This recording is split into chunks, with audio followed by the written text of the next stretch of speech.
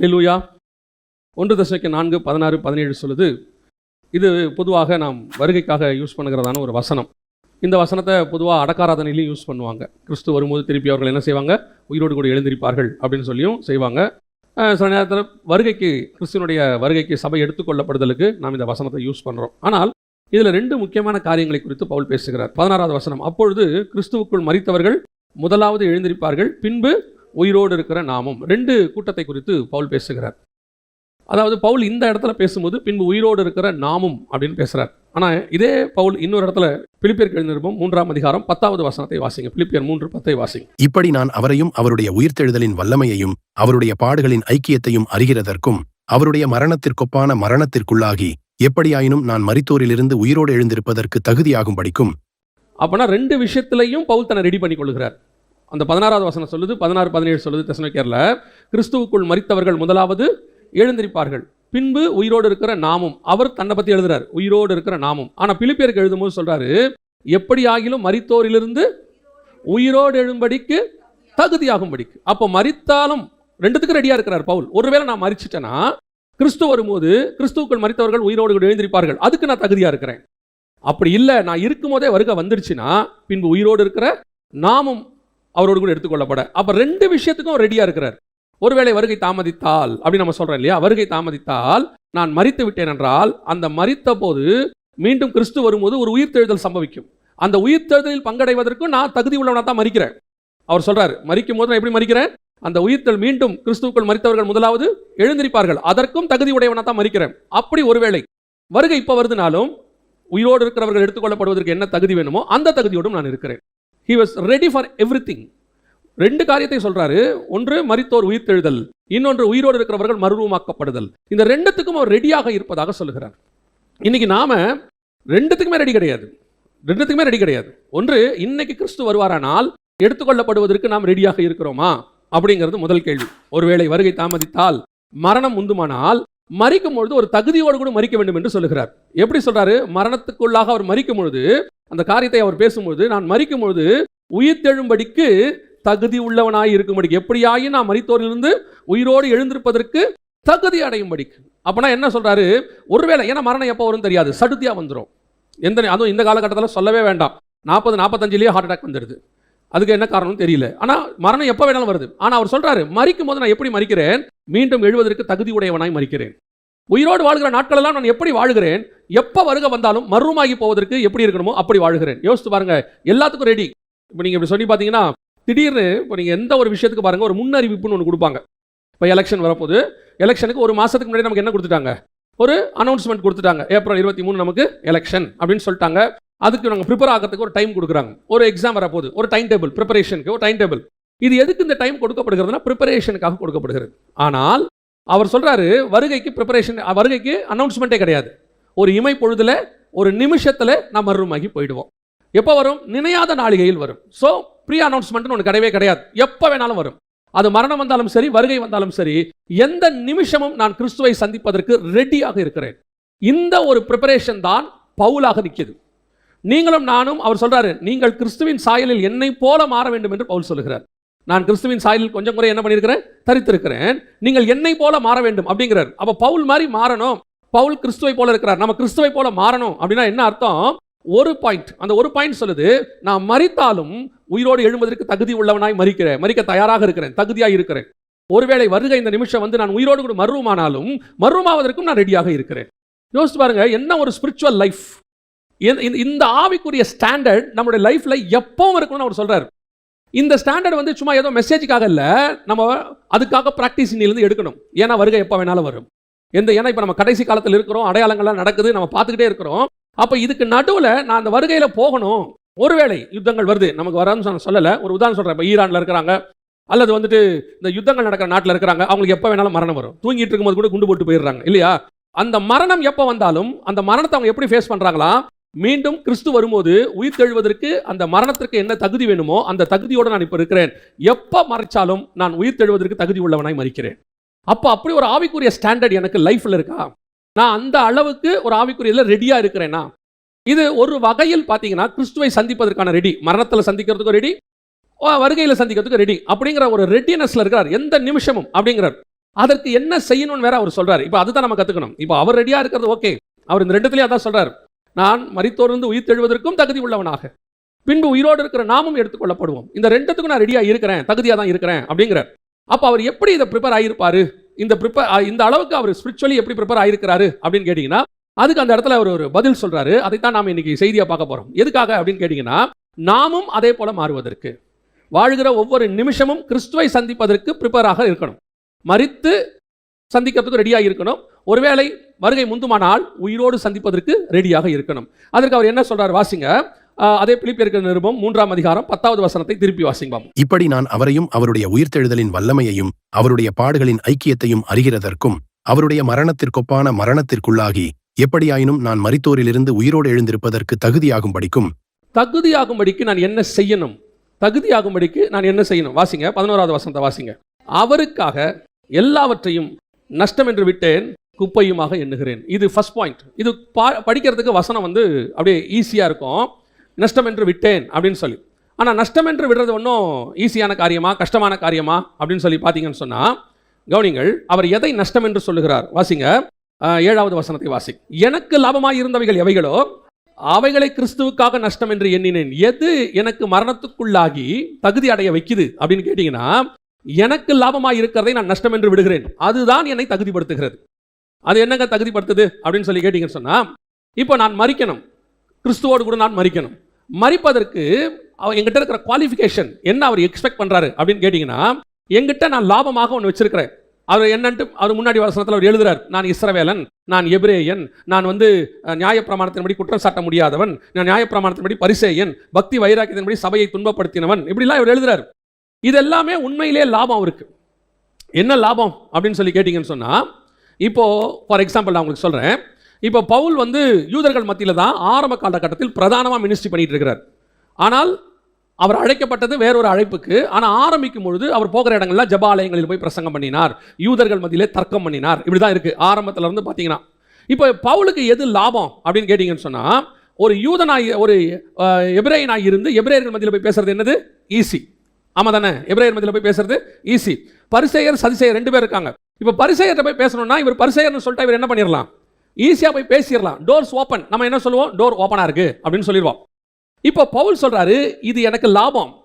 ஒரு வகையில் மினிஸ்ட்ரியில் எனக்கு என்னது லாபம். ஆனால் அதை நான் எப்படி பார்க்கிறேன்னா, நஷ்டமாக பார்க்கிறேன். எதுக்கு நஷ்டமாக பார்க்கிறேன்? நான் கிறிஸ்துவுக்குள்ள மரிக்கிறதுக்கு இது எனக்கு தடையா இருக்குது, இது எனக்கு நஷ்டம். எப்படிங்க சொல்ல வரீங்க அப்படின்னா, ஒரு உதாரணம் கவனிங்க. இப்போ நம்ம எல்லாருக்கிட்டையுமே பவுலுக்கு இருக்கிற மாதிரி ஒரு லாபம் இருக்கு, ஒரு குவாலிஃபிகேஷன் இருக்கு. அதை போய் இப்போ ஒரு இடத்துல போகும்போது நீங்க எந்த ஊரு அப்படின்னு, நான் மதுரை, நானும் மதுரை அப்படின்னு ஆட்டோமேட்டிக்காக ஒரு டோர் என்ன ஆகுது? ஓப்பன் ஆகுது. இதுவே நீங்கள் வெளிநாட்டுக்கு போறீங்க, அங்கே போகும்போது ஒரு தமிழர்கள் இருக்கிறாங்க, அவங்க மத்தியில் போகும்போது நீங்க தமிழரா, அப்போ நமக்கு ஒரு ஓப்பன் டோர் ஆகுது இல்ல? இது பார்க்கறதுக்கு நமக்கு எப்படி இருக்குது? லாபம். ஆமா, கரெக்ட். நம்மளை பொறுத்த வரைக்கும் மினிஸ்ட்ரியில இது லாபம் தான். இது அவர் அதான் எழுதுறாரு, இது லாபம் எனக்கு அப்படின்றாரு. ஆனால் நான் மரித்தோரிலிருந்து உயிரோடு கூட எழுந்துவதற்கு இது எனக்கு என்னவா இருக்கிறது? நஷ்டமா இருக்குது. ஏன் நஷ்டமா இருக்கு? நான் இன்னும் மதுரைக்காரனாவே இருக்கிறேன், இன்னும் எனக்கு அந்த மொழி காரணாவே இருக்கிற அந்த மொழியோடையதான ஒரு பற்று எனக்குள்ள இருந்துகிட்டே இருக்குது. இயேசு சொல்றாரு, நீங்கள் உலகத்தாரா இல்லாதபடியினால் இந்த உலகத்தில் இருக்கிற எந்த அடையாளமும் உங்ககிட்ட இருக்கக்கூடாது. நீ எந்த அடையாளத்துக்குரியவனும் கிடையாது. நீ யாரு அப்படின்னு கேட்டீங்கன்னா, நீ தேவ சாயலாய் மாற வேண்டியவன். இப்ப நீங்க கிறிஸ்துவை யூதனா பார்த்தா உங்க தேவனா ஏத்துக்க முடியாது. கிறிஸ்துவை இஸ்ரவேலனா பார்த்தா உங்க தேவனா ஏத்துக்கொள்ள முடியாது. கிறிஸ்துவை தேவனாக பார்க்கறதுனால நமக்கு அவர்கிட்ட எந்த கேப்பும் வரல. உங்களுக்கு புரியுதா? எபிரேய கடவுளா பார்த்துட்டீங்கன்னா அவரை இந்திய கடவுளா பார்க்க முடியாது. அவரை இந்திய கடவுளாகவும் பார்க்கக்கூடாது, தமிழ் கடவுளாகவும் பார்க்கக்கூடாது, எருசலேம் கடவுளாகவும் பார்க்கக்கூடாது. அவர் உலக கடவுள் அல்ல, உன்னதத்தின் தேவன். இந்த சாயலை நான் அடையும்படிக்கு இப்போ உங்களை என்னையும் ஒரு டேக்குள்ள கொண்டு வரது தான் பிசாசுடைய பெரிய தந்திரம். பிசாசு தந்திரத்திலே பெரிய தந்திரம் என்னன்னா, ஒரு டேக்குள்ள கொண்டு வரது. உங்களை அப்படியே அந்த டேக்ல ஒதுக்கி ஒதுக்கி ஒதுக்கி ஒதுக்கி கொண்டு போயிடுவான். நான் எப்பவும் சொல்லுவேன், உங்களை வச்சு ஒரு பிராண்ட் உருவாக்கக்கூடாது. உங்களை வச்சு இவர் இப்படித்தான். மினிஸ்ட்ரியில பிராண்ட் இருக்கு. எப்படின்னா, அவர் பாஸ்டர், இவர் எவாஞ்சலிஸ்ட், இவர் ப்ராஃபட், அது வேற, அது அழைப்பு, அது அப்படிதான் வரும், அதை மாற்றவே முடியாது. நான் சொல்றது புரியுதா? ஆனா இந்த பிராண்ட் வரக்கூடாது. இவர் இந்தியன், அவர் தமிழன், அவர் தெலுங்கன், இவர் மலையாளி, இந்த மாதிரி ஒரு பிராண்ட் உங்க மேல விழுதுன்னா நீங்கள் இன்னும் என்னவா இருக்கிறீர்கள்னா, கிறிஸ்துவின் சாயலுக்கு ஒப்பான சாயலாக மாறவில்லைன்னு அர்த்தம். ஆனால் அது லாபம், கன்ஃபார்மா லாபம். அங்க போய் ஊழியம் நடத்துகிறது என்னவா இருக்குது? அவர் இந்த இடத்துல அதான் எழுதுறாரு, யாரையாவது ஆதாயம் பண்ணும்படிக்கு அப்படிங்கிறார். It's a profit. ஆனால் அவர் சொல்றாரு, இது எதுக்கு எனக்கு நஷ்டமா இருக்குதுன்னா, நான் கிறிஸ்துவுக்குள்ள மரிச்சு அந்த உயிர்த்தெழுதலின் சாயலை அடையறதுக்கு இது எனக்கு என்னவா இருக்கு. ஏன்னா நான் யூதனும் இல்லை, நான் கிரேக்கனும் இல்லை, நான் எவனுமே கிடையாது, நான் தேவனுடைய பிள்ளை. இந்த சாயல் நமக்கு வரணும். இதுதான் மரணத்திற்குள்ளாகி எப்படியாகிலும் உயிரோடு எழுந்திருப்பதற்கு.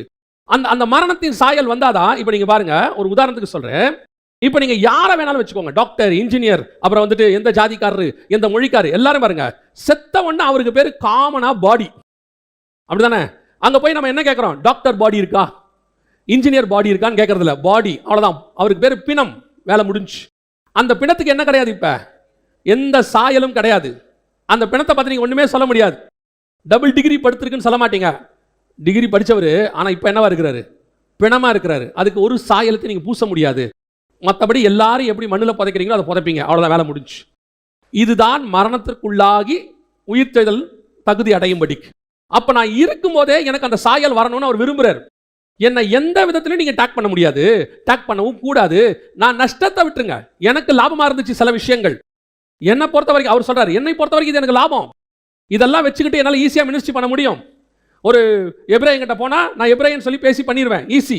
ஒரு கிரேக்கன் கிட்ட போனா கிரேக்கன் சொல்லிடுவேன், ரோமன் கிட்ட போனா ரோம பிரஜைன்னு சொல்லிடுவேன். ஆனால் என்னை ரோமனா பார்த்தானா கஷ்டம். பவுல நான் ரோமனா பார்த்தனா எனக்கு அப்போஸ்தலனா பார்க்க முடியாது. பவுல பென்யமின் கோத்திரத்தான பார்த்தா யூத கோத்திரக்காரன் ஏத்துக்க மாட்டான், ஆமா தானே? பரிசேயனை பார்த்தா சதுசேயன் சுவிசேஷத்தை கேட்க மாட்டான். இப்போ அவர் சொல்றாரு, எனக்கு மேல இருக்கிற எதுவுமே எனக்கு வேண்டாம்ப்பா, என்னை விட்டுருங்க, நான் இது எல்லாமே இல்லை. இப்போ அவர் எப்படி மாறுறாருன்னு பாருங்க. வாசிங்க, ரோமர் 11:13 வாசிங்க பார்ப்போம். புறஜாதியாரான உங்களோட பேசுகிறேன். இதனாலே யாருக்கு? புறஜாதிகளுக்கு நான் அப்போஸ்தலன். இந்த இடத்துல தான் பேதுருவும் பவுலும் வேறுபடுறாங்க. பேதுருவும் பவுலும் என்ன செய்றாங்க? வேறுபடுறாங்க. எதுக்கு வேறுபடுறாங்க?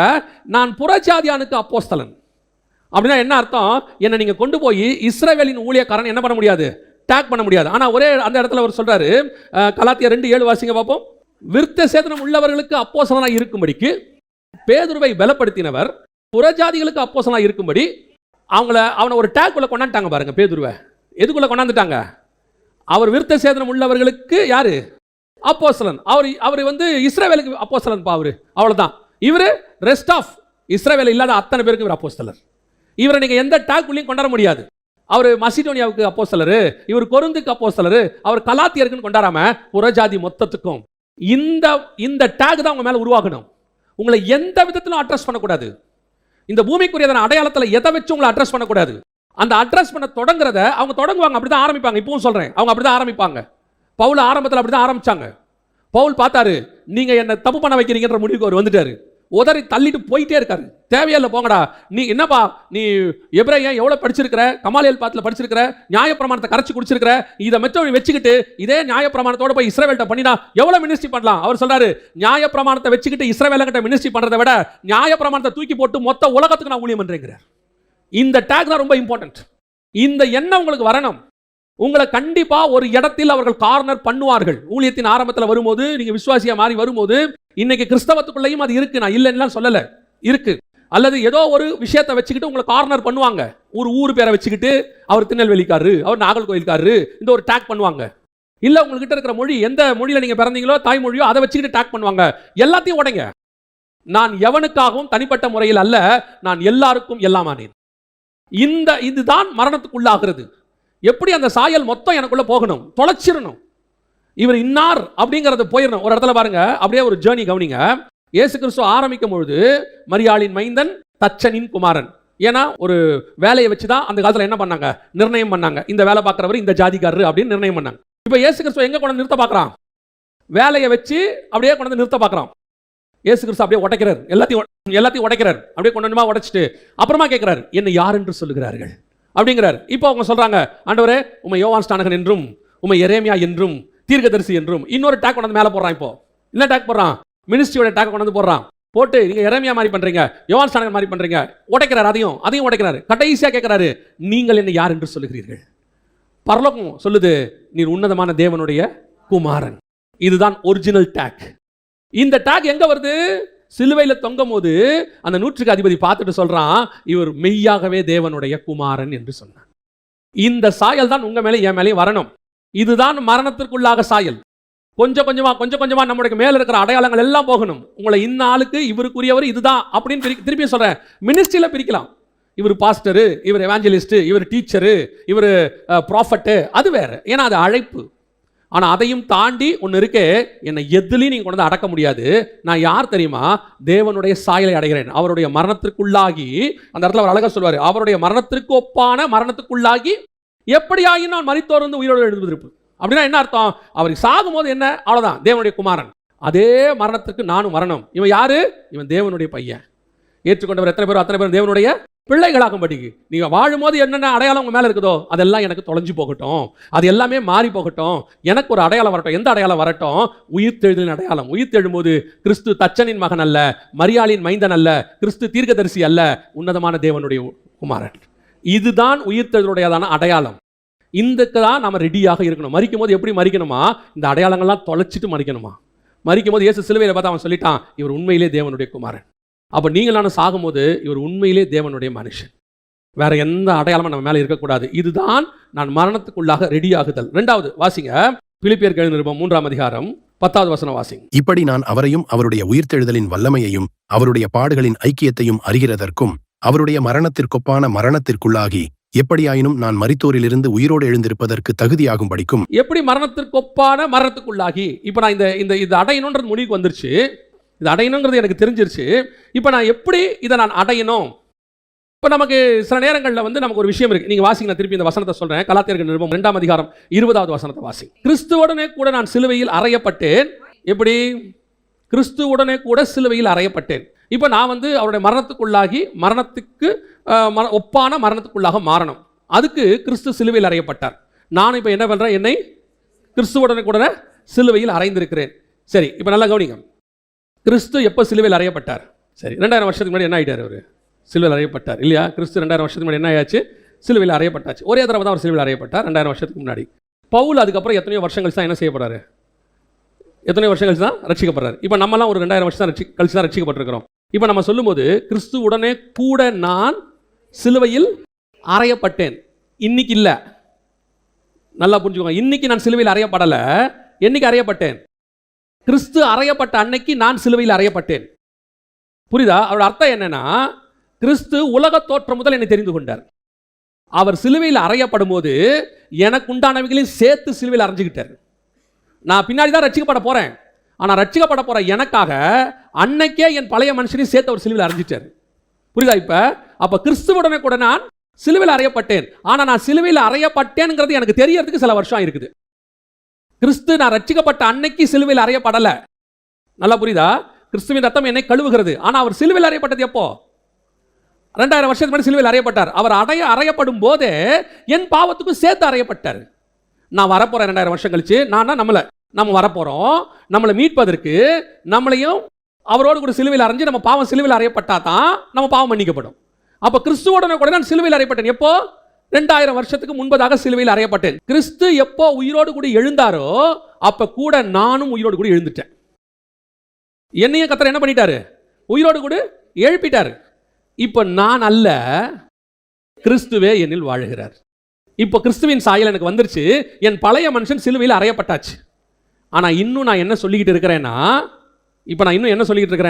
இன்னும் போராடிட்டு இருக்கிறேன், இன்னும் பாவத்தை ஜெயிக்க ட்ரை பண்ணிக்கிட்டு இருக்கிறேன், இன்னும் என்னால் முடியல. ஏன் முடியலன்னா, பிசாசுடைய தந்திரத்திலே பெரிய தந்திரம் என்னன்னா, இன்னும் உங்களுக்காக கிறிஸ்து சிலுவையில் அறையப்படலை, நீங்கள் பாவத்தில் போராடிட்டு இருக்கிறீங்கன்றதையே கான்செப்டாக வச்சிருக்கான். வசனம் தெரியுது, ஆனால் இன்னும் அந்த தாட் என் மைண்டுக்குள்ளே வரல.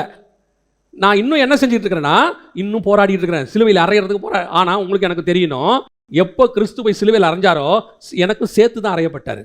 அன்னைக்கு என்னையும் சேர்த்து பழைய மனுஷன் எப்போ என் ரத்தம் கழுவப்பட்டு நான் மறுபிறப்பு அடைந்தேனோ என் பழைய மனுஷன் என்னவாயிட்டான்? ஒளிஞ்சு போயிட்டான். இந்த சம்பவம் எப்போ நடந்துச்சுன்னா, இயேசு சிலுவையில் அறையப்படும் போது நடந்துச்சு. அப்பவே என் பழைய மனுஷன் சிலுவையில் அறைஞ்சிட்டாரு. எப்போ? ஆவியில. உலக தோற்றம் முதல் எப்படி என்ன ஆவியில தெரிஞ்சு கொண்டாரோ அதே மாதிரி ஆவியில 2000 வருஷத்துக்கு முன்னாடி என்ன சிலுவையில் என்ன பண்ணிட்டாரு? அரைஞ்சு என் பழைய மனுஷனை சாவடிச்சிட்டாரு. அவர் 3ஆம் நாள் உயிர் தெழும்போது ஆட்டோமேட்டிக்கா என்ன நடந்துச்சு? நானும் அவரோடு கூட உயிர் தெழுந்து விட்டேன். அப்ப என்ன தகுதி எனக்கு இருக்குது? இப்ப நான் உயிரோடு எழுந்திருக்கிறது என்ன தகுதி? நான் கிறிஸ்துவோடு கூட சிலுவையில் அறையப்பட்டது எப்படியோ அப்படியே அவரோடு கூட உயிரோடும் எழுந்திருக்கிறேன். கிறிஸ்து உயிர் தெழுந்த உண்மையானால் நான் உயிர் தெழப் போவதும் உண்மை. கிறிஸ்து சிலுவையில் மரித்தது உண்மையானால் என் பழைய மனுஷனையும் அவர் சிலுவையில் மரித்தது உண்மை. இந்த சத்தியம் உங்களுக்கு தெரிஞ்சிட்டாலே நீங்கள் சிலுவையில் அரைஞ்சு உயிர் தெழுறதுக்கு தகுதி ஆயிட்டீங்கன்னு அர்த்தம். இப்போ நம்ம என்ன நினச்சிக்கிட்டு இருக்கிறோம்னா, இன்னும் எனக்கு சிலுவையில் உயிர் போல, சிலுவையில் என்ன செய்யல, உயிர் போல, இன்னும் பாவத்தில் போராடிட்டு இருக்கிறோம். நிஜம். இப்போ இயேசு கிறிஸ்து சிலுவையில் தொங்கிட்டு இருக்கும்போது ஒருத்தன் வந்து சொல்கிறான், நீ தேவனுடைய குமாரனையானால் இறங்கி வா அப்படின்னு. இப்போ இயேசு கிறிஸ்துவால் இறங்கி வர முடியுமா முடியாதா? மாம்சத்தில் சொல்லுங்கள், மாம்சத்தில் சொல்லுங்கள், வர முடியுமா முடியாதா? முடியாது. ஏன்?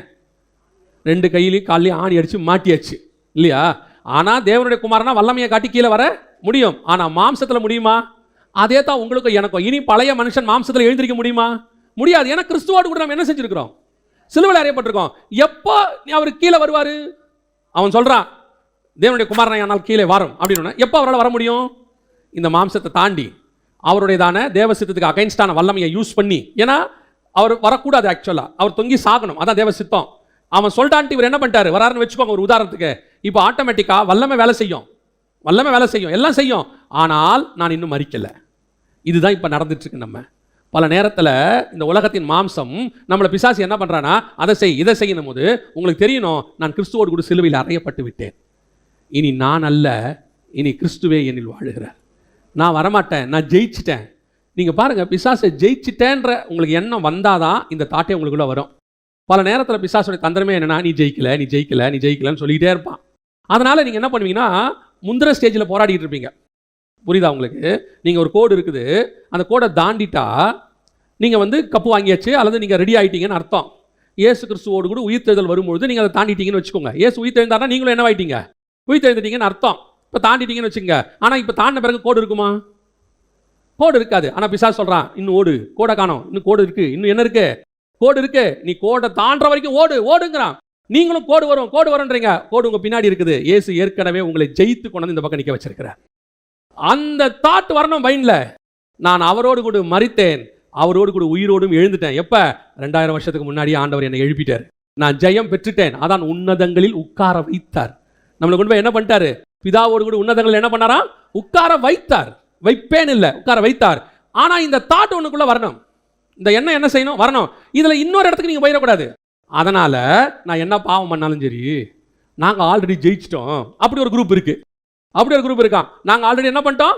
ஜெயிச்சிட்டோம். நாங்களாம் நரகத்துக்கே போக மாட்டோம், என்ன பண்ணாலும் போக மாட்டோம். ஏன்னா இயேசு சொல்லிட்டாரு. என்ன சொல்லிட்டாரு? நான் உன்னை உன்னதங்களில் உட்கார வச்சுட்டேன். அதனால் என்ன இல்லைங்க, நான் சிலுவையில் அறையப்பட்டது எப்படி உண்மையோ உயிர்த்தெழுவதும் உண்மை. ஆனால் அந்த உயிர்த்தெழுதலின் வல்லமை மரணத்துக்கு ஒப்பான மரணத்துக்கு நான் உள்ளேயாகி தகுதியாகணும். இப்போ எனக்கு அவர் கொடுத்துருக்கிறதுக்கு நான் என்னவாகணும்?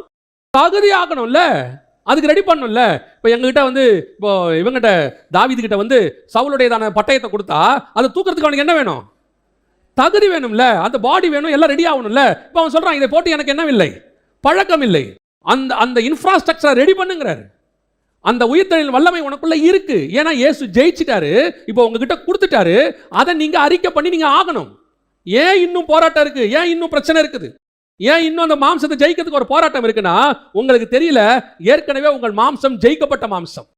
நம்முடைய சரீரத்தை கர்த்தர் ஏற்கனவே சிலுவையில், பழைய மனுஷன் என்ன பண்ணிட்டாரு? சிலுவையில் அறைந்து விட்டார். அவர் உயிர்த்தெழும் போது நாமளும் என்னவாய் மாறிட்டோம்? உயிர்த்தெழுதலின் வல்லமையை தரித்து கொண்டோம். அப்படி இருக்கும் பொழுது அதுக்கு தகுதியா மட்டும் நம்ம நடந்துக்கிட்டா போதும். நான் சொல்லுங்க, புரியுதா?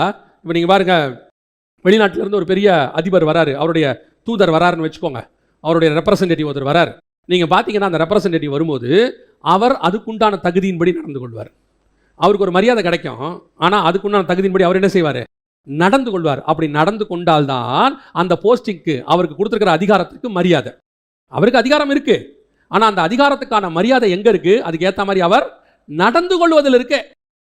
இப்போ அந்த தூதர் வராரு, வெளிநாட்டிலேருந்து தூதர் வராரு, அவருக்கு எல்லா விதமான அதிகாரத்தையும் கொடுத்தாச்சு, எல்லாம் பண்ணியாச்சு. அவர் ஜன்னல் வழியாக எகிரி குதிச்சு, நான் சொல்லுறது புரியுதா? அவருக்கு வாசல் வழியாக ரெட் கார்பெட் விரிச்சு என்ன பண்ணியிருக்கிறாங்க? அப்படியே ரெடி பண்ணி 2 பக்கமும் எல்லாரும் பூங்கத்தெல்லாம் வச்சுக்கிட்டு ரெடியாக இருக்கிறாங்க. இவர் வாசல் பக்கமாக எகிரி குதிச்சு அந்த பக்கமாக போய் ஒரு டீ கடையில் வடையும் டீயும் தின்னுட்டு இருக்காருன்னு வச்சுக்கோங்க. இப்படியே சுற்றி இருக்கிறவங்களாம் பார்ப்பாங்க, இவர் எங்கே ஆளை காணோம் அப்படின்னும் போது இப்படியே எட்டி பார்த்தா டீ கடையில் டீ குடிச்சிக்கிட்டு இருப்பார். அவர் கேட்பாங்க, ஏங்க உங்கள் போஸ்டிங்க்கு இது தகுதியா? நீங்கள் இந்த மாதிரி பண்ணலாமா? அது ஏன் அவர் செய்கிறாருன்னா, அவருடைய போஸ்டிங்கினுடைய மகத்துவம் அவருக்கு தெரியாததுனால அது அப்படி செய்கிறார். நல்ல கவனிச்சு பாருங்கள். நான் ஒரு இவரை பார்த்தேன், ஒரு ஃபாரின் என்ன சொல்லுவாங்க, வெளியுறவுத்துறை அமைச்சர் அப்படின்னு சொல்லுவாங்க, அவரை பார்த்தேன். சாதாரணமாக நம்ம ஊரில் இருந்த ஒரு மனுஷன் தான் அவர். இப்போ அவர் என்னவாயிட்டார்னா வெளியுறவுத்துறை அமைச்சர். இப்போ வெளிநாட்டில் இருக்கக்கூடியதான அந்த நாட்டுடையதான அதிபர்கள் அவருடைய அமைச்சர் சந்திக்கிற அதிகாரம் அவருக்கு இருக்குது. ஆக்சுவலாக கணக்கின்படி அவர் யாருன்னா பிரதமருடைய ரெப்ரசன்டேட்டிவ், பிரதமருக்கு ஈக்குவல் அவர் ஆக்சுவலி. இப்போ அவர் போய் நீங்கள் பார்த்தா அன்றைக்கி நான் அவருடைய ஒரு வாக்கிங் ஸ்டைலு, அவர் போய் பேசுகிறது பார்க்குறேன், அவ்வளவு கம்பீரமாக இருக்கான் மனுஷன், அவ்வளவு கம்பீரம். அப்படி வந்து நிற்கிறாரு. இது எங்கேருந்து வருதுன்னா அந்த போஸ்டிங்க்கு அவர் தன்னை என்ன பண்ணுறாரு, ரெடி பண்ணுறாரு. அந்த போஸ்டிங்க்கு அவர் இப்போது ஜனாதிபதியை பார்த்தா குனிஞ்சு கை கொடுக்க வேண்டியவர், இவருக்கு கீழே இருக்கிறவரை பார்த்தா இவர் எப்படி நிற்பார், நிமிர்ந்து நிற்பார், அவர் கொடுக்கணும். இவர் வந்தோன்னா அவர் தாழ்மைங்கிற பேரில் என்ன பண்ணிடக்கூடாது, போய் கீழே. தாழ்மை வேறு, உங்களுடைய மேலே உள்ள அபிஷேகத்துக்கு நீங்கள் கொடுக்குற கனம் வேறு. நான் சொல்கிறது உங்களுக்கு புரியுதா? தாழ்மை வேறு, தாழ்மையாக இருக்கணும். இப்போ இயேசு கிறிஸ்து தாழ்மையாக இருக்கிறாரு, சீஷர்கள் கால்களை கழுவுறாரு, அவங்களுக்குள்ள சண்டை வருது, யார் பெரியவன் சின்னவன், அதை நிரூபிக்கிறதுக்கு கால் கழுவுறாரு. அதனால் இயேசு போகிற இடத்துல எல்லாம் காலை கழுவிட்டு இருந்தாரா?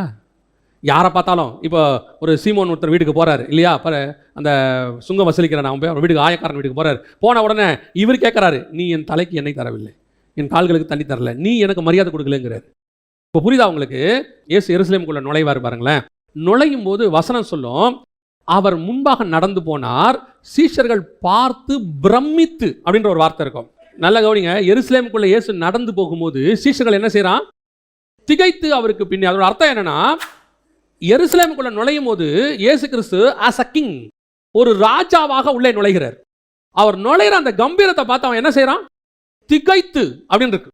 இயேசு கழுத மேல வரும்போது கூட திகைத்துன்ற வார்த்தை இருக்காது. இயேசு எருசலேமுக்கு வரும்போது அவர்களுக்கு முன்பே நடந்து போனார், சீஷர்கள் அவரை பார்த்து ஏன் திகைக்கிறான் அப்படின்னா அந்த வாக்கிங் ஸ்டைல், அந்த அபிஷேகம், கர்த்தர் எனக்கு கொடுத்த கனம், அது அந்த கனத்தை அந்த தகுதிப்படுத்த வேண்டியது என் கையில் இருக்குது. நான் தான் அந்த தகுதிப்படுத்தணும். இப்போ பத்சேபால் வராங்க, சாலமோனை பார்க்க வராங்க. 1 ராஜாக்கள்ல இருக்கும் 1ஆம் அதிகாரத்தில் சாலமோனை பார்க்க வராங்க. பார்க்க வரும்போது நல்லா கவனிச்சிங்கன்னா கரெக்டாக சாலமோன் ஒரு வேலை செய்வார். நம்மளா தான் என்ன பண்ணுவோம், இந்த சிங்காசனம் எனக்கு வர்றதுக்கு அம்மா தான் காரணம். அப்பா கிட்ட போய் என்ன பண்ணியிருக்கிறாங்க, வாங்கி கொடுத்துருக்குறாங்க, அம்மா வாங்கம்மா இதில் நீங்கள் உட்காருங்கம்மா அப்படிதான் சொல்லும். வசனம் சொல்லும், பத்சேபாலுக்கு ஒரு ஆசனத்தை போட்டார் அப்படிதான் இருக்கும். அதெல்லாம் ராஜாவுடையதான அது ஒரு புரோட்டோகால் அப்படின்னு சொல்லுவாங்க. அம்மாவே இருக்கட்டும், ஐ ஆம் த கிங், நான் ராஜா, நீ வரியா, இந்த ஒரு சேர் போடுற உட்காரு, ஏன் சேர் நான் உனக்கு தரமாட்டேன். நியாயமாக நம்மளாம் தான் என்ன பண்ணுவோம் தெரியுமா, ரொம்ப அன்பானவங்க. சில நேரத்தில் நீங்கள் பார்த்தீங்கன்னா அந்த பட்டம் வாங்கின உடனே தன்னுடைய தொப்பியை தூக்கி என்ன செய்வாங்க, அன்பு தான் அது, அன்பில் அப்படி வைப்பாங்க. இப்போ ரீசெண்டாக ஒருத்தர் பார்த்தேன், ஏதோ ஒரு மிலிட்ரி போஸ்டிங் ஏதோ ஒன்று முடிச்ச உடனே தன் தொப்பியை தூக்கி அண்ணன் மேலே என்ன செய்கிறாரு, அப்படி வச்சு அவங்க உடனே சந்தோஷமாக பண்ணுறாங்க. நான் இதை குற்றமாக சொல்லலை, ஆனால் பைபிள் படி நமக்கு ஒரு புரோட்டோகால் இருக்குது. அந்த புரோட்டோகால் எப்படின்னா, எனக்கு ஒரு அபிஷேகம் கொடுக்கப்பட்டிருக்கு, அந்த அபிஷேகத்துக்கான கனத்தை பாதுகாக்க வேண்டியது என் கையில் இருக்கிறது. அதே தான் அவர் சொல்றாரு, உயிர்த்தெழுதலின் வல்லமையை 2000 வருஷத்துக்கு முன்னாடி எனக்குள்ள கொடுத்துட்டாரு. இனி நான் அல்ல, கிறிஸ்துவே என்னில் பிழைத்திருக்கிறார். இனி என் நாள் என்கிட்ட இருக்கிறது கிரைஸ்ட். ஆனால் அந்த உயிர்த்தெழுதலின் வல்லமைக்கு நான் தகுதியாக இருக்கும்படிக்கு அப்படிதானே இருக்கு. அந்த தகுதியை நான் தான் வைக்கணும், எனக்குரியதை நான் தான் பார்க்கணும். இன்னொருத்தர் வந்து உங்களை கொடுக்க மாட்டாங்க. நீங்க போய் சொல்லிட்டு இருக்க முடியாது, பாருங்க யாருமே என்ன மதிக்க மாட்டான், யாருமே மதிக்க மாட்டான்ல, அந்த அபிஷேகத்துக்கு அவன் மதிப்பான். அந்த ராஜாக்குரிய கணம் வரும். சாலமோனை கழுதையின் மேல் ராஜாவாக்கினார்கள் என்று அத்தோனியா கேள்விப்பட்ட போது அவங்க அத்தனை பேரும் ஓடி தங்கள் ஒட்டங்கள் ஏறி ஓடிட்டானா, அப்படிதானே இருக்கு. ஓடிவிட்டான். அத்தோனியா போய் என்ன பண்ணிட்டானா, அந்த கொம்பை போய் பிடிச்சிட்டானாமா. ஏன், நல்ல கவனிங்க, இப்ப யாரும் அத்தோனியாவை கூப்பிடவே இல்லை, அத்தோனியாவை யாரும் கண்டிக்கல, என்ன இப்படிலாம் பண்ணியாமேன்னு கேட்கவே இல்லை. வசனம் சொல்லுது, சாலமோனை ராஜாவாக்கினார் என்று கேள்விப்பட்ட போது, அதான் அந்த அபிஷேகத்தினுடைய மகிமை. உங்களை ராஜா வாக்கிட்டாருங்கிறது தெரிஞ்ச உடனே உன் எதிரி ஆட்டோமேட்டிக்காக பலிபடுத்துற போய் அந்த கொம்பை பிடிச்சிருவான். அதே தான் சொல்றாரு, உயிர்த்தெழுதலின் வல்லமை எனக்குள்ள வந்துருச்சுன்னா, அப்போ இயேசு கிறிஸ்துவோட உயிர்த்தெழுதலின் வல்லமை எப்படி இருக்குமோ அந்த வல்லமை உங்களுக்குள்ளேயும் இருக்கணும். அதை தான் பவுல் எழுதுறாரு, அவருடைய உயிர்த்தெழுதலின் வல்லமையை தரித்து கொள்ளும்படிக்கு. இப்போ நாம் அது இருக்கிறோமா, அந்த உயிர்த்தெழுதலின் வல்லமை நமக்குள்ள வந்திருக்குதா? அந்த உயிர்த்தெழுதலின் வல்லமைனா என்ன, அதை மாத்திரம் சொல்லிட்டு நான் முடிச்சிடறேன். இப்போ இதை நம்ம தரித்து கொள்ளணும்னு வசனம் சொல்லுது. அதை தரித்து கொள்றதுக்கு நான் முதல்ல மரணத்துக்குள்ளான மரணமாக மாறணும்னு சொல்லுது. அந்த மரணத்துக்குள்ளாக மாறும்போது அவருடைய உயிர்த்தெழுதல் எப்படி நடந்ததோ அப்படியே நானும் உயிர்த்தெழுந்துட்டேன் 2000 வருஷத்துக்கு முன்னாடி. அவருடைய பார்வையில் இப்போ நான் என்னவா இருக்கிறேன், உயிர்த்தெழுதலின் வல்லமையோடு கூட இருக்கிறேன். அந்த உயிர்த்தெழுதலின் வல்லமைனா என்ன, அதை மாத்திரம் சொல்லிட்டு முடிக்கிறேன். வாசிங்க. கல்லறைகளும் திறந்தது, நித்திரை அடைந்திருந்த அநேக பரிசுத்தவான்களுடைய சரீரங்களும் எழுந்திருந்தது. நல்ல கவனிங்க, இது எப்ப நடக்குது, அதுக்கு முந்தின வசனம் வாசி. அப்பொழுது தேவாலயத்தின் திரைச்சீலை மேல் தொடங்கி கீழ் வரைக்கும் 2ஆக கிழிந்தது, பூமியும் அதிர்ந்தது, கன்மலைகளும் பிளந்தது. இதெல்லாம் இயேசு சிலுவையில் அறையப்படுற அப்போ, அந்த நிமிஷம் அவர் மரிக்கிற அந்த செகண்ட் நடக்குது. ஆனா உயிர்த்தெழுதல் வல்லமை என்னன்றதை மட்டும் நல்லா கவனிங்க. இதுக்கு முன்னாடி உள்ளதெல்லாம் இயேசு சிலுவையில் அறையப்பட்ட அன்னைக்கு நடக்கிற சம்பவம். இவர் எப்போ உயிர்த்தெழுந்தார்? 3ஆம் நாள். அப்போ இந்த வசனம் அடுத்து வரதெல்லாம் எப்போ நடக்கணும்? 3ஆவது நாள் நடக்கணும். கல்லறை சிலுவையில் அறையப்படுற அன்னைக்கே திறந்துடுச்சு. அப்படி தானே இருக்கு? கல்லறைகள் திறந்தன. ஆனால் இயேசு உயிர்த்தெழுந்தது எப்போ? 3ஆம் நாள். 3ஆம் நாளில் அவர் உயிர்த்தெழுந்த பின்பு கல்லறைகளை விட்டு புறப்பட்டு, அப்படின்னா என்ன அர்த்தம்? நல்லா கவனிங்க. கல்லறையெல்லாம் திறந்துடும், அவங்க காணப்படுவார்கள். ஆனால் புறப்படுறது எப்போ புறப்படுவாங்க தெரியுமா? இவர் உயிர்த்தெழுந்தாதான் அவர்களும் உயிர்த்தெழுவார்கள். நான் சொல்ல உங்களுக்கு புரியுதா? மரிக்கும் போது கல்லறை அது வல்லமை. ஒரு உதாரணத்துக்கு உங்களுக்கு சொல்கிறேன் ஈஸியாக புரியறதுக்காக. இப்போ லாசரு மரிச்சிட்டார் தானே? லாசர் மரிச்சிட்டாரா? இயேசு கிறிஸ்து உயிரோடு இருக்கும்போது அவர் என்ன பண்ணிட்டார்? இயேசு உயிரோடு இருக்கும்போது அவர் என்ன பண்ணிட்டார்? உயிரோடு எழுப்பிட்டாரா? வந்துட்டாரா? எவ்விரவின் மகளை என்ன பண்ணிட்டாரு? உயிரோடு கூட எழுப்பிட்டார். கரெக்ட். நாயின் ஒரு விதவின் மகனை இவங்கெல்லாம் திருப்பி செத்தாங்களா இல்லையா? திருப்பி செத்தாங்க தானே? திருப்பி கல்லறைக்கு போயிடுவாங்க தானே? லாசரை திருப்பி கல் போட்டு மூடிடுவாங்க தானே? ஆமாம் தானே? இதுதான் இயேசு உயிரோடு இருக்கும்போது இருந்த வல்லமை. இயேசு உயிரோடு இருக்கிற வல்லமை என்னன்னா, குருடர்கள் பார்வையிடுவார்கள், செவிடர்கள் கேட்பார்கள், முடவர்கள் நடப்பார்கள், மரித்தோர் உயிரோடு கூட எழுந்திருப்பார்கள். ஆனால் திருப்பி அவங்க செத்துருவாங்க. திருப்பி என்ன ஆவாங்க? ஆனால் உயிர்த்தெழுந்த வல்லமை என்னன்னா, கல்லறைக்குள்ளே போன ஒருத்தன் உயிர்த்தெழுறான்ல, இனி அவன் திருப்பி கல்லறைக்கு போகவே மாட்டான். அவன் நிரந்தரமாக உயிர்த்தெழுந்துருவான். இப்போ புரியுதா? இவர்கள் உயிர்த்தெழுந்த பின்பு லாசரு உயிரோடு, இயேசு உயிரோடு இருக்கும் பொழுது கல்லறை திறந்துச்சு. அதுக்கு பிறகு ஒரு நாள் கண்டிப்பாக லாசர் என்ன ஆயிருப்பார்? மரிச்சிருப்பார். கன்ஃபார்மாக மரிச்சிருப்பார். ஆமாம் தானே? எவ்விரவின் மகள் கண்டிப்பாக ஒரு நாள் என்ன ஆயிருப்பாங்க? மரிச்சிருப்பாங்க. நாயின் ஒரு விதவின் மகன் ஒரு நாள் கண்டிப்பாக என்ன செஞ்சிருப்பாங்க? மரிச்சிருப்பாங்க. இதெல்லாம் திருப்பி ஆயிடுச்சு. இவங்க செத்தாலும் என்ன சொல்லியிருப்பாங்க? அன்னைக்கு இயேசுவின் உயிரோடு எழுப்பினாருங்க, அதுக்கப்புறம் 20 வருஷம் உயிரோடு இருக்கிறான், 50 வருஷம் உயிரோடு இருந்தான், இப்போவும் இயேசு இருந்தால் உயிரோடு எழுப்பிடுவார். அப்படி தானே சொல்லுவாங்க? அதானே சொல்லியிருப்பாங்க. ஆனால் இப்போ உயிர்த்தெழுந்த வல்லமை வந்துடுச்சு. இனி மரித்தோர் உயிரோடு கூட எழுந்தார்கள், ஆனால் திருப்பி அவர்கள் கல்லறைக்குள் போக மாட்டார்கள். அவர்கள் நித்தியமாய் உயிர்த்தெழுவார்கள். இதுதான் உங்களுக்குள்ள எனக்குள்ள இருக்கிற உயிர்த்தெழுதலின் வல்லமை. இப்போ கிறிஸ்து உயிர்த்தெழுந்து விட்டார். உங்களுக்குள்ள எனக்குள்ளேயும் அந்த உயிர்த்தெழுதலின் வல்லமை வருது. அது வந்துருச்சுன்னா இனி என்ன ஆகும்னு கேட்டிங்கன்னா, இனி நீங்களும் நானும் மரிப்பதில்லை, நித்தியமாய் நாம் உயிர்த்தெழப் போகிறோம். அதுக்கு தான் கர்த்தர் உங்களை என்னையும் அழைச்சிருக்கிறார். அதான் உயிர்த்தெழுதலின் வல்லமை. இப்போ நம்ம எதில் கான்சன்ட்ரேட் பண்ணிட்டு இருக்கிறோம் தெரியுமா? நம்ம எல்லாரும் எதில் கான்சன்ட்ரேட் பண்ணிட்டு இருக்கிறோம்னா, முழுக்க முழுக்க இயேசு உயிரோடு இருக்கும்போது என்னென்ன பண்ணாரோ அதில் கான்சன்ட்ரேட் பண்ணிட்டு இருக்கிறோம். குருடர்கள் பார்வையடையணும், செவிடர்கள் கேட்கணும், முடவர்கள் நடக்கணும். உண்மைதானே? இதைத்தான் நம்மளுடைய கான்சன்ட்ரேஷன் முழுக்க இருக்கு. அற்புதம் நடக்கணும், அடையாளம் நடக்கணும். இப்போ சொல்லுங்க, இருந்த லாசரு, மரித்த லாசரு, உயிரோடு எழுந்த லாசரு திருப்பி சாவான். இது வேணுமா உங்களுக்கு? இனி ஒருத்தனை உயிரோடு கூட எழுப்ப போறீங்க, அவன் சாகவே மாட்டான். இது வேணுமா? நான் கேட்கறது உங்களுக்கு புரியுதா? இது பூமியில் நடக்கக்கூடிய ஒரு அற்புதம். இப்போ இயேசு மட்டும் அதை செய்யல, எலியா செஞ்சிருக்காரா இல்லையா? எலிசா செஞ்சிருக்காரா இல்லையா? அதெல்லாம் இயேசு உயிரோடு இருக்கிற வல்லமை. இதை இயேசு இல்லாமல் இயேசுவின் நாமத்தில் செய்ய முடியும். ஆனால் உயிர்த்தெழுந்த வல்லமை வந்தாதான் நரகத்துக்கு போக வேண்டிய ஒருத்தனை இந்த பூமியில் நீங்கள் மீட்பீங்க, அவனை நித்தியமாக கொண்டு போய் பரலோகத்தில் சேர்ப்பீங்க. இருக்கிறதுல இதுதான் உண்மையான அற்புதம். புரியுதா உங்களுக்கு? உங்களை எதுக்கு அந்த உயிர்த்தெழுதலின் வல்லமை உங்களுக்குள்ள வரணும்னு ஆண்டவர் விரும்புகிறாருன்னா, நான் இனி மரிப்பதில்லை. இயேசு உயிர்த்தெழுந்த உண்மையானால் நானும் உயிரோடு கூட எழுந்துட்டேன். இனி நான் என்ன அடைய மாட்டேன்? மரணம் அடைய மாட்டேன். அந்த இடத்துக்கு என்னை கர்த்தர் கொண்டாந்துட்டார். இப்போ உயிர்த்தெழுந்தவங்க இருக்காங்கல்ல, கல்லறைகள் திறந்தது, அவர்கள் பரிசுத்த நகரத்தில் காணப்பட்டார்கள். இருக்கா? நாம பரிசுத்த நகரத்தில் காணப்படுவோம். எங்க? பரதீசிக்கோ அல்லது பரலோகத்துக்கு போயிடுவோம்னு வச்சுக்கோங்களேன். அப்படி நீங்கள் நானும் போனவங்க, பரலோகத்துக்கு போனவங்க திருப்பி நரகத்துக்கு போவோமா? போக மாட்டோம். திருப்பி கல்லறைக்கு என்ன செய்ய மாட்டோம்? போக மாட்டோம். இதுதான் உயிர்த்தெழுதலுடைய வல்லமை. ஒன்ஸ் ஃபார் ஆல் நம்மளை கர்த்தர் எழுப்ப போறாரு. எழுப்பிட்டாரு. இப்போ நாம மாம்சத்தில் இருக்கிறோம். ஆனால் 2000 வருஷத்துக்கு முன்னாடி இயேசு இதை செஞ்சு முடிச்சிட்டார். சிலுவையில் என்ன பண்ணிட்டாரு? செஞ்சு முடிச்சிட்டாரு. ஆனால் அதுக்கு நீங்கள் நானும் தகுதியாக இருக்கணும். அதான் இங்கே இம்பார்ட்டன்ட். நீங்கள் நானும் செய்ய வேண்டியது என்ன தெரியுமா? இனி உயிர்த்தெழ வேண்டியது இல்லை, அவர் செஞ்சு முடிச்சிட்டாரு. ஆனால் அதுக்கான தகுதியை மட்டும் நான் செய்யணும். அதுக்கான தகுதினா என்னங்க? வெரி சிம்பிள் தான். நமக்கு ஆண்டவர் சொன்னது ஒன்று தான் சொல்லிட்டு நான் முடிச்சிடறேன். நல்லா கவனிங்க. ஒரே ஒரு விஷயம் தான். என்ன அப்படின்னு கேட்டிங்கன்னா, இப்போ உங்களை ஒரு ட்ராக்ல ஓட சொல்லியிருக்கிறார். சரியா? ஒரு ட்ராக்ல ஓட சொல்லியிருக்காரு. இந்த ட்ராக்ல ஓடிட்டே இதே ட்ராக்ல கரெக்டாக ஓடு, இவ்வளோ தான் அவர் சொன்னது. நான் என்ன பண்ணிட்டேன்ப்பா, உனக்கு முன்னாடி ஓடி உனக்கு தேவையான கப்பை கொண்டு வந்து வச்சுட்டேன். இந்த ட்ராக்ல மட்டும் நீ கரெக்டாக போயிட்டே இருந்தீங்கன்னா அந்த கப்பு என்ன செஞ்சிடும்? கிடச்சிடும். இந்த ட்ராக்கோடைய அந்த கார்னரில் அந்த கப்பு நிற்குது. தெரியுதா? ஆவியில் தெரியுது. கர்த்தர் எனக்கு நியமித்தவைகளை ஆவியிலே கர்த்தர் என்ன பண்ணாரு?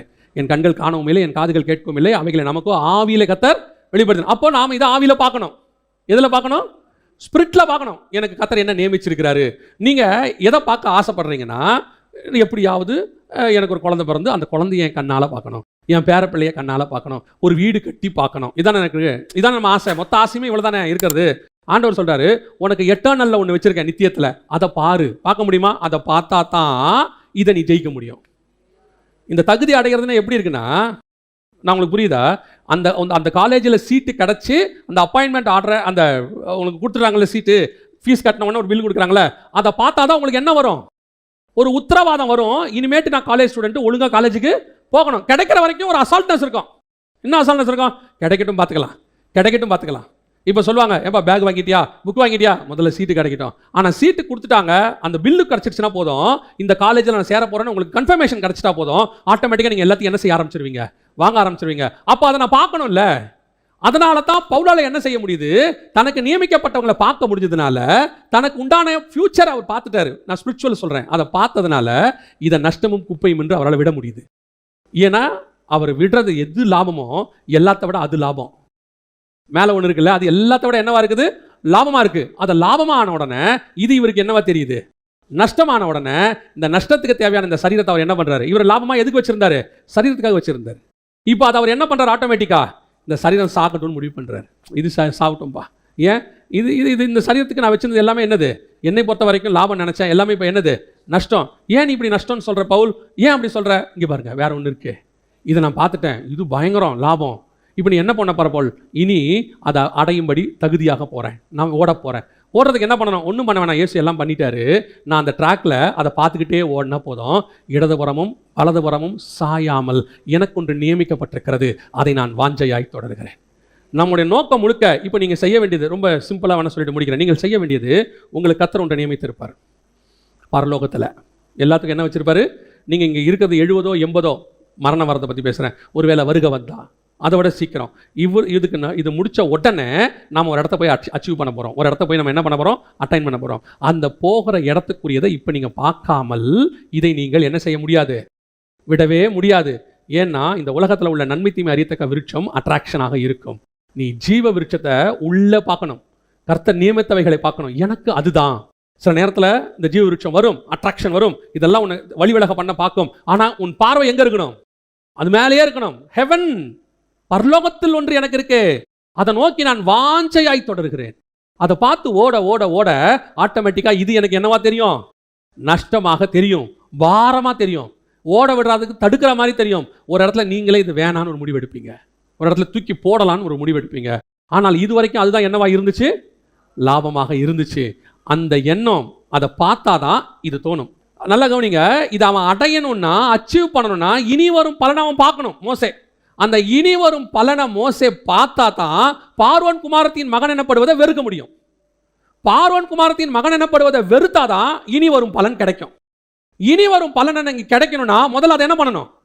அது என்னன்றதை நீங்க பார்க்கணும். என்ன எனக்கு ஆண்டவர் வச்சாரு? அதுதான் உயிர்த்தெழுதலின் வல்லமை. நான் அவரோடு கூட உயிர்த்தெழுந்து அவர் போய் எப்படி பிதாவின் வலது பாரசத்தில் உட்கார்ந்தாரோ அதே மாதிரி நானும் என்ன பண்ண போறேன்? வலது பாரசத்தில் போய் உட்கார போகிறேன். அழிவுள்ளதான இது அழியாமையும், சாவுக்கு எதுவான இது சாவாமையும் தரித்து கொள்ளும். அந்த காரியத்தை நான் பார்க்காம இங்க இருக்கிற என்னால எதையுமே என்ன பண்ண முடியாது? விட முடியாது. இங்க இருக்கக்கூடியதான உலகத்தில் இருக்கக்கூடிய தகுதி, அவர் சொல்றாரு இஸ்ரவேலன், அவர் சொல்றாரு நான் இங்கே எபிரேயன், நான் நியாயப்பிரமாணத்தின்படி குற்றம் சாட்ட முடியாதவன், நியாயப்பிரமாணத்தின் நீதிக்கு நான் குற்றமே என்ன நீங்க பண்ண முடியாது, பரிசெய்யன், எல்லாம் எனக்கு லாபம். இங்க எனக்கு நான் எடுக்கிறது என் படிப்பு லாபம் எனக்கு. ஏன்னா அதை வச்சு நான் இந்த பூமியில என்ன பண்ண முடியும்? சம்பாதிக்க முடியும். பாசிட்டிவா ஸ்பிரிச்சுவலா கூட சொல்லுங்க. சம்பாரிச்சு அந்த பணத்தை வச்சு ஆண்டவருக்கு என்ன பண்ண முடியும்? ஊழியம் பண்ண முடியும், மிஷனரியை தாங்க முடியும். நான் இந்த ஊர்க்காரன், இந்த ஊர்க்காரனா இருக்கிறது எனக்கு லாபம். அந்த ஊருக்கு போய் உள்ள ஈஸியா போய் என்ன பண்ண முடியும்? சுவிசேஷம் சொல்ல முடியும், காஸ்பல் சொல்ல முடியும். நான் இந்த காரியங்களை என்கிட்ட வச்சிருக்கிறேன், இது என்கிட்ட இருக்கிறதுனால என்னால் என்ன பண்ண முடியும்? கிறிஸ்துவுக்கு இப்படிலாம் செய்ய முடியும். ஆண்டவர் சொல்றாரு இதெல்லாம் இங்க லாபம். ஆனா உயிர் தெழுவதற்கு இது நஷ்டம். இதனை உயிர் தெழ விடாது. இதை எப்போ நீ நஷ்டம் என்று கருதுகிறீங்களோ ஆட்டோமேட்டிக்காக கர்த்தர் உங்களை என்ன பண்ணிடுவாராம்? உயிர்த்தெழுதலின் வல்லமைக்குள்ள கொண்டு போய் ஆண்டவரோடு கூட ஆளுகை செய்யும்படி உட்கார வச்சிருவார். அல்லேலூயா. அப்போ மரணத்திற்கு ஒப்பான மரணத்திற்கு உள்ளானாதான் உயிர்த்தெழுதலின் வல்லமைக்குள்ள போய் நம்ம உட்கார முடியும். அல்லேலூயா. இதற்காகவே நீங்களும் நானும் அழைக்கப்பட்டிருக்கிறோம். இங்கே நிறைய நன்மை இருக்குது, நமக்கு நிறைய லாபம் இருக்கு. இதுதான் நீங்கள் அடைவதற்கான தடை, அதான் உங்களுக்கு நஷ்டம். அது எது வேணாலும் இருக்கும். இப்போ ஆபிரகாம்கிட்ட கூப்பிட்டு கேளுங்க, ஆபிரகாம், ஆண்டவர் உனக்கு எல்லாம் கொடுத்துருக்காரு, அதோடைய பெரிய கிருபை. நீ ஆபிரகாம், நீ எல்லாத்தையும் ஆண்டவருக்காக விடுவியா? எல்லாம் விடுவேன். உன்னால் விட முடியாதது? என் பையன் சாராளை கூப்பிட்டு கேளுங்க. கடைசி நேரத்தில் ஆண்டவர் எனக்கு என்ன பண்ணார்? ஒரு பையனை கொடுத்தாரு. நான் அவனுக்காக எல்லாவற்றையும் விடுவேன். ஆண்டவர் கேட்குறாரு, எனக்காக அவனையும் விடுவியா? அவரை பெற்றுக்கொள்ளும்படிக்கு பையன் நஷ்டம்னு நினைக்கணும். ஆனால் பையன் எனக்கு பூமியில் லாபம், வாக்குத்தத்தத்தின் பிள்ளை. ஆனால் கிறிஸ்து கேட்டா அவனையும் நான் தருவேன். இது மேலே எனக்கு நஷ்டங்கிற எண்ணம் வரணும். வராமல் லாபமான அனைத்தை நான் பார்க்கவே முடியாது. எனக்குன்னு ஒன்று நியமிக்கப்பட்டிருக்குல்ல, அதை பார்க்க முடியாது. அதை பார்க்கணுன்னா இதை விடணும். இது ரெண்டும் ஒன்னோட ஒன்று இன்டர் கனெக்ஷன். இதைத்தான் கர்த்தர் உங்ககிட்ட எங்கிட்ட எதிர்பார்க்கிறார். அல்லேலூயா. உயிர்த்தெழுதலின் வல்லமை தான் ரொம்ப இம்பார்ட்டன்ட். நம்ம எப்போவுமே இப்போ எதை செஞ்சுட்டு இருக்கிறோன்னா, இயேசு உயிரோடு கூட இருக்கும்போது என்னென்னலாம் செஞ்சாரோ அதையே கான்சன்ட்ரேட் பண்ணிக்கிட்டு இருக்கிறோம். அதையே என்ன பண்ணுறோம்? கான்சன்ட்ரேட் பண்ணுறோம். உடனே அடுத்து யாராவது உங்களுக்கு ஒரு காரியத்தை சொல்லுவாங்க, அவர் குடும்பத்தை வெறுக்க சொல்கிறார், மனைவி பிள்ளைகளை நேசிக்க வேண்டும், மனைவி பிள்ளைகள் இல்லாதவன்மா. நான் திரும்பின்னு சொல்கிறேன், எல்லாம் கர்த்தர் கொடுத்தது. எதுக்காகவும் அவங்கள விட முடியாது, ஆனால் கர்த்தருக்காக அவங்களையும் விடணும். புரியுதா? எதுக்காகவும் அவங்கள விட்டு கொடுக்க கூடாது, ஆனால் கர்த்தர் கேட்டால் அவங்களையும் விடணும். அதுதான் உயிர்த்தெழுதலின் வல்லமையை தரித்துக் கொள்ளுதல். எனக்கு அவங்க லாபம், பூமியில் அத்தனையும் எனக்கு லாபம். ஆனால் கிறிஸ்துவோடு பார்க்கும்போது பூமியில் இருக்கிற எல்லாமே எனக்கு நஷ்டம். நான் சொல்றது புரிஞ்சுச்சா? ஜெபம் பண்ணலாமா? நம்ம எது உங்களை இன்னும் அந்த மேலான காரியத்தை பார்க்க விடாமல் தடுக்குதுன்னு பாருங்க. அதுக்கு நீங்க மரிக்கணும். அதுக்கு நீங்க மரிக்கணும். ஒருவேளை அதற்கு நீங்கள் மரிப்பதற்கு சில காரியங்கள் உங்களை தடுக்கும். நீங்கள் கிறிஸ்து உங்களுக்கு நியமித்தவைகளை பார்க்க விடாமல் தடுப்பதற்கு பூமியிலே ஒரு சில காரியங்கள் தடுக்கும். அது உங்களுக்கு லாபமானதாக இருக்கும். ஏன்? அது கிறிஸ்து கொடுத்ததாய் கூட இருக்கும். பேதுருவுக்கு மீனை கொடுத்தாரு, அது கிறிஸ்து கொடுத்தது. ஆனால் இயேசுவை பின்பற்றுவதற்கு அந்த மீன் தான் இப்ப தடை. அதை கிறிஸ்துவுக்காக நீங்கள் விடுவீர்களானால் நீங்கள் அப்போஸ்தலனாய் மாறிவிடுவீர்கள். இல்ல, சொல்லலாம் சொல்லுவாங்க, எனக்கு ஒன்னே ஒன்று தாங்க இருக்கு, இதை மட்டும். அதனால தான் ஆண்டவர் ஆபிரகாம் பார்த்து கேட்பாரு, உன் ஏக சுதனும், உன் பையனை கொடுக்குறியான்னு கேட்க மாட்டாரு, உன் ஒரே பையனை கொடுக்குறியான்னு கேட்பார். நிறைய பேருக்கு அந்த இடத்துல தான் ஒரு சின்ன லாக். இந்த ஒன்று தாங்க என்கிட்ட இருக்கு, இது மட்டும், இதுக்காக தான், நான் எல்லாமே இதுக்காக தான். ஆண்டவர் சொல்றாரு, அதையும் தருவேன், அதையும் எனக்காக விடுவேன், அதையும் எனக்காக தர முடியுமா? அது உனக்கு லாபம் தான், அது உனக்கு லாபம். ஆனால் என்னை அறிகிற அறிவுக்கு அது நஷ்டம். நம்ம பல நேரத்தில் ஆப்போசிட், நம்மளை ஈர்க்கக்கூடியதான உறவுகளை மட்டும்தான் நஷ்டமாக நினைக்கிறோம். பல நேரத்தில் நியாயமான உறவுகள் கூட கர்த்தரை அறிகிறதற்கு உங்களுக்கு தடையாக இருக்கும். உங்களை ஆராய்ந்து பாருங்கள். உங்கள் படிப்பு சில நேரத்தில் தடையாக இருக்கும், உங்கள் வேலை தடையாக இருக்கும். தேவனை தேடணுமா இல்லை ராஜாவின் கட்டளைக்கு கீழ்ப்படியணுமானா? ராஜாவின் கட்டளைக்கு கீழ்ப்படிஞ்சு தேவனை தேடாமல் போனால் போஸ்டிங் தப்பிச்சிடும், ராஜா கிட்ட நல்ல பேர் கிடச்சிடும். ஆனால் தேவன் போயிடுவார். தானியேல் கொடுத்த வெளிப்பாடு போயிடும். இப்போ ராஜாவுடைய கட்டளையை தூக்கி போட்டுட்டு நான் ஆஸ் யூஷுவல் தேவனை பிரியப்படுத்துகிறோன்னா இருப்பேன் முடிவெடுத்தீங்கன்னா ராஜாவையும் கர்த்தர் மாற்றிடுவார், அவரும் உங்கள் கூடவே வந்துடுவார். ஒப்பு கொடுப்போமா தேவ சமூகத்தில்? ஆண்டவரே, நான் மரணத்திற்கு ஒப்பான மரணத்துக்குள்ளாகி உயிர்த்தெழுதலின் வல்லமையை நான் தரித்து கொள்ளணும். ஆண்டவரே, நீர் எனக்காக ஏற்கனவே சிலுவையில் அறையப்பட்டு விட்டீர். நான் உங்கள் கூடவே சிலுவையில் அறையப்பட்டுட்டேன். என் பழைய மனுஷன் சிலுவையில் அறையப்பட்டான், அவரோடு கூட நான் சிலுவையில் அறையப்பட்டிருக்கிறேன். இனி நான் அல்ல. 2000 வருஷத்துக்கு முன்னாடி நீங்கள் உயிர்த்தெழும்போது நானும் உயிர்த்தெழுந்துட்டேன். ஆண்டவரே, நானும் உயிர்த்தெழுந்துட்டேன். நான் இப்போ அதுக்கு தகுதியாக மட்டும் நடந்துக்கிட்டா போதும். ஒப்பு கொடுப்போமா? நல்ல தகப்பனே, சர்வ வல்லமையுள்ள எங்கள் ஆண்டவரே, இந்த வார்த்தைகள் உண்மை உள்ளதும் சத்தியமும் எல்லாவற்றுக்கும் ஏற்றதுமாய் இருக்கிறது. ஆண்டவரே, இதை எங்கள் இருதயத்தில் வைத்து நீர் வருமளவும் நாங்கள் இந்த வார்த்தையை உட்கொள்ள, பலப்பட, உயிர்த்தெழுதலின் வல்லமையை தரித்து கொள்ள கர்த்தர் கிருபை பாராட்டும். இது ஜனங்களுக்கு புரியும்படி செய்யும். எங்கள் ஆண்டவர் இயேசு கிறிஸ்துவின் நாமத்தில் பிதாவே.